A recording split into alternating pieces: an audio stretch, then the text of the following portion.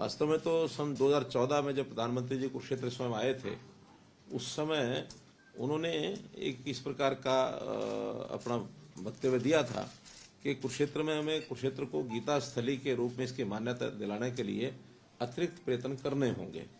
तो 2014 जब लोकसभा का चुनाव हुआ था, उस समय वहां आकर के जब बोले थे, उसी समय में ध्यान में आया था कि हम, क्योंकि हमारे यहाँ हरियाणा में बहुत कम ऐसे स्थान विशेष हैं जिनको हम टूरिज्म के नाते, चाहे वो सांस्कृतिक तौर पर, धार्मिक तौर पर अथवा अन्य स्थानों का विकास जितना होना चाहिए उतना हुआ नहीं है, तो कम से कम अपनी सांस्कृतिक राजधानी इस नाते से कुरुक्षेत्र को डेवलप कर सकते हैं, क्योंकि गीता का एक जैसा एक विषय सारे देश और दुनिया में, जैसी हमारी संस्कृति, हमारा इतिहास उसको बताता है, तो मान्यता बहुत अच्छी है और कोई चीज नेगेटिव नहीं है।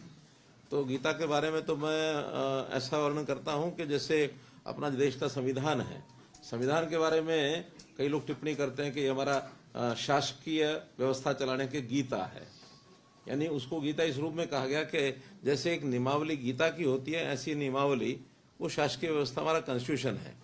और मैं अगर गीता को कहूं तो Gita is a constitution of our way of life, यानी गीता हमारे जीवन के प्रदर्शन के नियमों के नाते से हमारा एक संविधान है, एक कॉन्स्टिट्यूशन है।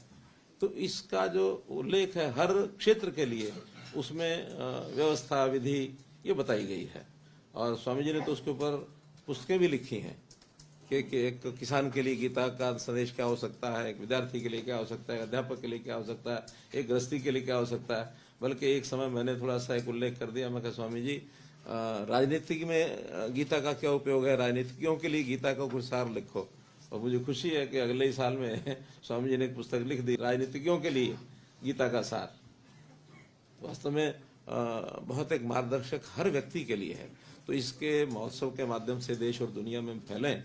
जैसा बताया कि 2016 में हमने पहले वर्ष इसका बड़ा शुरू किया था और करते करते इस बार 8वां ये उत्सव है। और इस बीच में 2019 में हमें पता है मॉरिशियस में, क्योंकि पहले तो विदेश के लोग आते थे, बाद में विदेश के लोगों ने हमें यानी आमंत्रित करना शुरू कर दिया कि आप हमारे यहाँ आइए और आयोजन करिए। तो 19 में मॉरिशस में हुआ, 22 में कनाडा में हुआ और लंदन में भी हुआ, 19 में लंदन में भी हुआ। और अभी इस साल बनाने की योजना अप्रैल के महीने में यूएसए की ओर से निमंत्रण है। उस नाते से अब जहां जहां भारतीय मूल के लोग हैं वहां वहां से निमंत्रण खूब आ रहे हैं, श्रीलंका की ओर से। तो ऐसे बाकी देशों से भी धीरे धीरे करके जैसे आगे बढ़ेंगे तो उस नाते से जरूर ये विश्वव्यापी एक संदेश गीता का ये बनने जा रहा है। इस बार जो 8वां महोत्सव और 7 तारीख से इसकी शुरुआत होगी। जैसे पहले एक सरस मेला लगता है जिसमें आर्ट्स एंड क्राफ्ट्स के नाते, शिल्प और सरस इस नाते से बहुत से कलाकार अपने अपने प्रोडक्ट्स को, कृतियों को लेकर के वहाँ आते हैं। तो उनको वहाँ स्थान भी हैं, दुकानें हैं, वो सब दी जाती हैं। उसका एक सिस्टम है, 700-800 के लगभग वहाँ दुकानें हैं, उस पर वो आते हैं, लोग उसमें आना जाना शुरू करते हैं। बहुत सी अपने उपयोग की चीज़ों को खरीदना भी शुरू करते हैं। कुछ सांस्कृतिक दृष्टि से, कुछ अलग अलग प्रदेशों की उसमें जब चीज़ें आती तो हमारा उनका एक कल्चरल संबंध भी बनता है, जुड़ता है। तो वो अभी 7 तारीख से शुरू हो रहा है, 2 दिन के बाद, और 24 तारीख तक कुल मिलाकर के सारी चीज़ें चलेंगी। मुख्य जो ये उत्सव है 17 तारीख से शुरू होगा। 17 से लेकर के 24 तक वो जो 8 दिन हैं उसमें बड़े कार्यक्रम सभी होने वाले हैं। हर वर्ष हम उसमें कोई एक पार्टनर स्टेट, एक राज्य को अपना सहयोगी राज्य बनाते हैं। तो इस बार असम जो है वो हमारा सहयोगी राज्य है।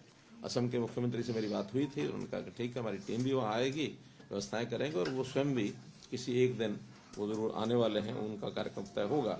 तो उनका अपना पेविलियन भी होगा, उनके वहाँ के शिल्प, वहाँ का खान पान, वहाँ का रहन सहन, उस नाते से असम का इस बार प्रभाव वहाँ निश्चित रूप से दिखेगा।